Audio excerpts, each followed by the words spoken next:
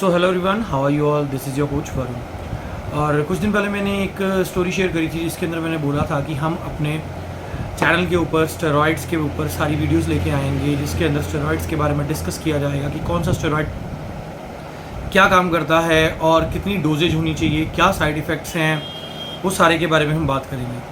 तो इसके रिगार्डिंग हमारा जो पहला स्टेरॉइड है जिसके बारे में हम बात करने जा रहे हैं, दैट इज़ कॉल्ड योर डेकाड्यूराबोलिन, यानी कि नैंड्रोलन डेकोनिन। देखो, इसको हमने पूरी तरह से हर एस्पेक्ट को कवर करने की कोशिश करेंगे इस वीडियो के अंदर। So for that reason I have made some point in my laptop, और कोई पॉइंट छूट ना जाए इस वजह से उसके रेफरेंस के साथ हम लोग ये वीडियो को डिस्कस करेंगे। इससे पहले हम डेकाड्यूराबोलिन की बात करें, हर स्टेरॉइड की एक एंड्रोजन टू एनाबॉलिक रेशियो होती है, एंड्रोजेनिक टू एनाबॉलिक रेशियो, जो बताती है कि वो कितना एंड्रोजेनिक है और कितना एनाबॉलिक है। सो अगर हम डेकाड्यूराबोलिन की बात करें तो डेकाड्यूराबोलिन 37 एंड्रोजेनिक है और 125 एनाबॉलिक है।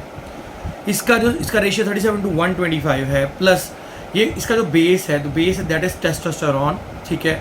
और इसकी एस्ट्रोजेनिक एक्टिविटी, जैसे आपको पता है कि इससे एस्ट्रोजन बढ़ जाता है, हम लोग सोचते हैं, ठीक है। तो इसकी एस्ट्रोजेनिक एक्टिविटी जो है दैट इज़ लो, एंड जो इसकी प्रोजेस्टेरोनल एक्टिविटी है दैट इज़ मॉडरेट। ओके, तो अब हम बात करते हैं एक्चुअली जो नैंड्रोलॉन है वो है क्या। नैंड्रोलॉन दैट जिसको हम डेकाड्यूराबोलिन बोलते हैं, जब हम नैंड्रोलॉन की बात करते हो तो नैंड्रोलॉन का भी जो बेस है that is testosterone, working testosterone की तरह है, लेकिन 19th कार्बन एटम, इसका 19th पोजीशन पे कार्बन एटम जो है वो मिसिंग है, जिस वजह से इसको हम लोग नॉट टेस्टोस्टेरोन भी बोलते हैं,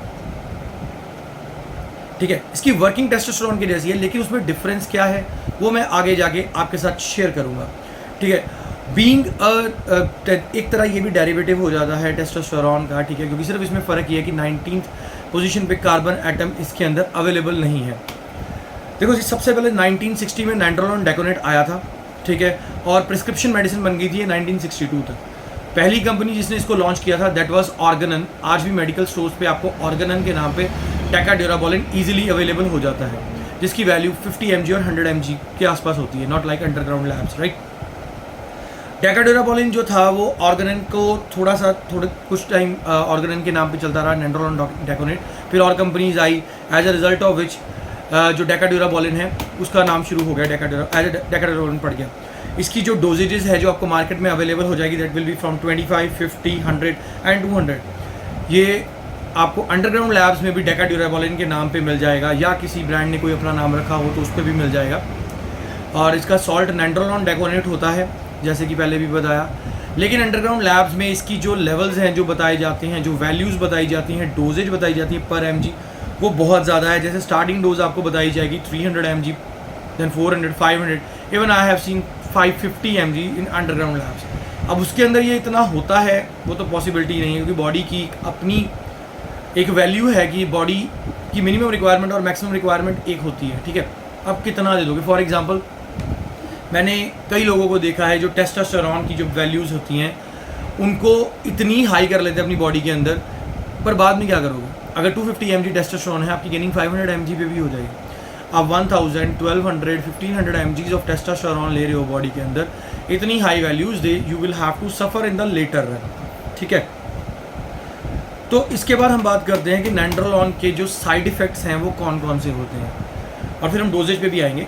देखो, एस्ट्रोजेनिक साइड इफ़ेक्ट्स इसके होते हैं। नैंड्रोलॉन की हमने पहले भी बताया कि एस्ट्रोजन के लिए लो टेंडेंसी होती है इसकी, एज़ कम्पेयर टू टेस्टोस्टेरोन। सिर्फ 20% ही नैंड्रोलॉन जो है वो एस्ट्रोजन में चेंज हो सकता है, लाइक एज़ कम्पेयर टू हम टेस्टोस्टेरोन पे कंपेयर करें तो।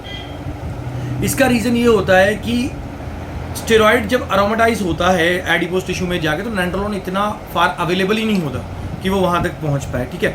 सो हाँ, लेकिन इसमें ये कंसेप्ट है कि ड्यू टू चाहे इसकी टेंडेंसी लो है एस्ट्रोजन की, वाटर रिटेंशन हो सकती है, चांसेस होते हैं वाटर रिटेंशन होने के, और होते भी हैं, ठीक है। फैट बॉडी फैट गेन कर लेती है और गायनेकोमेस्टिया होने के चांसेस होते हैं। यहाँ पे कई लोग आपको देखा होगा एस्ट्रोजन ब्लॉकर लगा देते हैं, जैसे टमॉक्सिफेन सिट्रेट हो गया, क्लोमिफीन हो गया, जिसको हम क्लोमिड बोल देते हैं, और एस्ट्रोजन को ब्लॉक करने की कोशिश करते हैं, लेकिन ये एक गलत वे है, क्योंकि देखो एस्ट्रोजन बॉडी की रिक्वायरमेंट है, आपको एस्ट्रोजन की ज़रूरत पड़ेगी ही पड़ेगी। सो फॉर दैट रीज़न आप एरोमेटीज इनहिबिटर जैसे लेट्रोजोल होती है, एक्सटेन होती है, आर्मी डेक्स होती है जिसके अंदर एनास्ट्रोजोल सॉल्ट होता है, आप उसको मेडिकल से बाई करके इसके साथ ऐड कर सकते हैं। That is much better as compared to anti oestrogen, ठीक है। तो उसके बाद हम इसके एंड्रोजेनिक कुछ साइड इफेक्ट्स होते हैं, जैसे मैंने पहले भी बताया एनाबॉलिक टू एंड्रोजेनिक रेशियो होती है, वैसे ही anabolic to androgenic side effects भी होते हैं। जैसे इसकी एंड्रोजेनिक नेचर ज़्यादा है, सो एंड्रोजेनिक साइड इफेक्ट्स भी ज़्यादा होंगे, ठीक है। एंड्रोजेनिक साइड इफेक्ट्स के अंदर इसके आ सकता है आपको एक्ने होगा, आपके फेशियल हेयर की ग्रोथ होगी, आपको स्किन के ऊपर ऑयल आना शुरू हो जाएगा। फीमेल्स अगर इसको यूज़ करती हैं तो वर्लाइजेशन इफेक्ट्स बहुत ज़्यादा हो जाते हैं, deepening of voice, hair growth and etcetera etcetera, ठीक है। और नैंड्रोलोन जो है वो लिबिडो को भी कहीं ना कहीं इंटरफेयर करता है, हमारी बॉडी के अंदर जाके HPTA एक्सिस को छेड़छाड़ उससे होती है, as a result of which हमारा जो लिबिडो है वो भी डाउन होने के चांसेस होते हैं। इसके बाद आता है कि नैंड्रोलोन की हेपेटोटॉक्सिसिटी कितनी है, यानी कि लिवर के ऊपर उसका कितना इफेक्ट है। देखो एक C17 अल्फा एल्कलाइट स्टेरॉइड है, ये C17 अल्फा एल्काइलेटेड स्टेरॉइड जो होते हैं उनका लिवर के ऊपर इतना इफेक्ट नहीं होता, और लिवर टॉक्सिसिटी बहुत कम या ना के बराबर होती है। सो नैंड्रोलोन का लिवर पे कोई खास साइड इफेक्ट नहीं होता।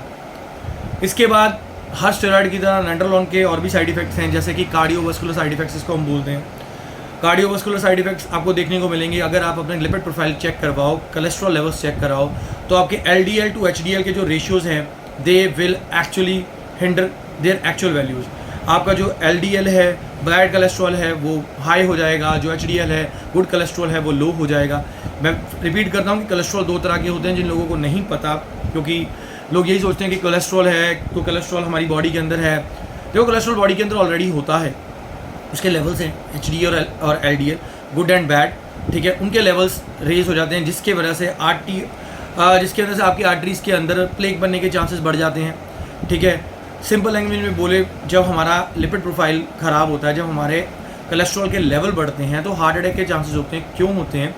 क्योंकि आर्टरीज के अंदर प्लेग बन जाता है और हार्ट को ब्लड पंप करने के अंदर दिक्कत आती है, जिस वजह से वो ज़्यादा ज़ोर से पंप करने की कोशिश करता है, as a result of which हमें ये प्रॉब्लम होती है। ये प्रॉब्लम सेम है अगर आप ये बोल रहे हो कि कोई स्टेरॉइड्स नहीं ले रहा और उसके लिपिड प्रोफाइल ख़राब आ रहे हैं due to any fast food या किसी भी रीज़न की वजह से, तभी भी ये दिक्कत रहती है, और प्रोसेस सेम ही रहता है कार्डियोवास्कुलर एक्सरसाइजेज, कार्डियोवास्कुलर डिसीजेज का, ठीक है। इसके बाद आता है जो हमारा मेन पार्ट है कि नैंड्रोलोन के साथ टेस्टोस्टेरोन सप्रेशन होती है।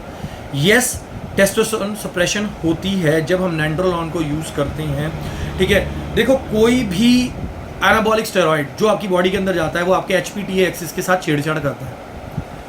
जो एक्चुअल इसका फंडा रहेगा वो हम टेस्टोस्टेरोन में पढ़ेंगे, क्योंकि टेस्टोस्टेरोन में इसको समझाना इसके एस्टर्स के साथ ईजी हो जाएगा। नैंड्रोलोन जो है वो देखो, अगर आप ये लेते हो कि 6 वीक्स तक भी आप नैंड्रोलोन डेकोरेट को यूज़ करते हो तो 57% आपका जो सीरम टेस्टोस्टेरोन है उसके अंदर ड्रॉप आ जाता है। यानी कि कहने का मतलब सिंपल लैंग्वेज में अगर हम बोलें, क्योंकि कई लोगों को सिंपल लैंग्वेज ज़्यादा ईजी लगती है, तो नैंड्रोलोन यूज़ करने से भी डेकाड्यूराबोलिन अगर आप अकेला यूज़ कर रहे हो, कई लोग करते हैं, बेवकूफ़ी करते हैं कि हम टेस्टोस्टेरोन को तो यूज़ ही नहीं करेंगे अपने साइकिल के अंदर, तो उस टाइम के अंदर भी आपकी जो डोजेज है आपके टेस्टोस्टेरोन को हिंडर करती है, ठीक है। अब बात आती है कि इसकी डोजेज एक्चुअल कितनी हो सकती है। देखो हम मोस्टली बात करते हैं कि जब भी आप कोई भी टेस्टोस्टेरोन, कोई भी आप एंड्रोजेनिक या एनाबॉलिक स्टेरॉइड को यूज़ करते हो, AAS को यूज़ करते हो, चाहे वो आपका ओरल है चाहे वो आपका इंजेक्टेबल है, आपको उस स्टेरॉइड को यूज़ करने के टाइम पे हमेशा ध्यान रखना चाहिए कि आप मिनिमम टू मिनिमम डोज शुरू करो।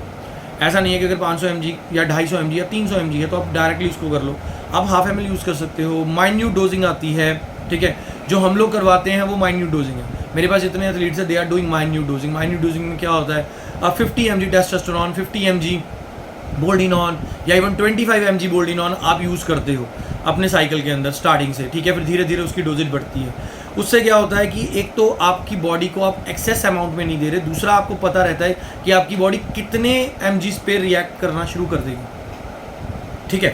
तो इसकी मिनिमम डोजेज अगर आप देखो तो लोग ज़्यादातर क्या करते हैं, 50 या 100 mg का जो भी डेका आता है, they are using it 2 times a week, ठीक है। साथ में टेस्टोस्टेरोन को इसके साथ बाइंड करके 2 times वीक वो यूज़ करते हैं, ठीक है। और अगर आप इसमें फीमेल्स की बात करो तो फीमेल में आप 3 से 4 वीक तक नैंड्रोलोन डेकोनेट को चला सकते हो, जो फीमेल्स आपकी सॉरी डेंड्रोलॉन डेकोनेट को आप 3 to 4 टाइम्स 50 to 100 mg चला सकते हो उन फीमेल्स के लिए जो बॉडी बिल्डिंग कर रही हैं for 12 weeks, not more than 12 weeks. इसको आप 12 वीक्स से ज़्यादा मत चलाओ। नेंड्रोलॉन बहुत इजीली फार्मास्यूटिकल प्रोडक्ट है, मिल जाता है मार्केट में। और जो लोग नेंड्रोलॉन यूज़ कर रहे हैं मैं उनको ये बोलना चाहूँगा कि भाई अगर आपको कोई भी दिक्कत आ रही है तो उस ड्रग को वहीं पे स्टॉप करो।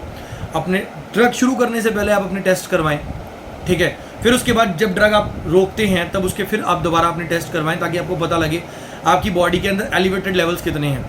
प्लस कोई भी आप स्टेरॉइड यूज़ कर रहे हैं आपको उसकी पीसीडी करनी बहुत ज़्यादा इंपॉर्टेंट है। अगर आप पीसीडी नहीं कर रहे, ये सोच रहे हैं कि रिकवर हो जाएगा, ठीक है 3-4 महीने के बाद आपका रिकवरी हो जाती है। या हाँ, पीसीडी एकदम स्टार्ट नहीं करनी कि यार आपने अपना साइकिल ख़त्म किया है और कल आप पीसीडी स्टार्ट कर रहे हो, ऐसा बिल्कुल नहीं होगा। आपको जो पीसीडी स्टार्ट करनी है वो आपको एस्टर को देखते हुए स्टार्ट करनी है। नॉर्मली आप जब अपना साइकिल ख़त्म करते हो तो उस टाइम पे आपके एस्टर शॉर्ट होते हैं, लाइक लोग टेस्टाप्रोपिनेट यूज़ करते हैं instead of enanthate at the end of the cycle. So उसके अकॉर्डिंग आपकी पीसीडी होगी। For more details you can contact us directly on our number, on our IDs.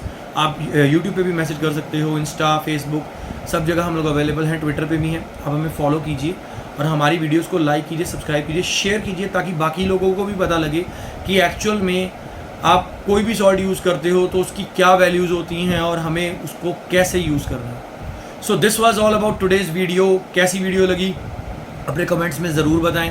Plus कुछ इसमें चेंज किया जाए या कोई कंसेप्ट को कुछ बेटर किया जाए, वो चीज़ें आप हमें बताएं। Thank you all, thanks for watching, hope it will help you all. Thank you.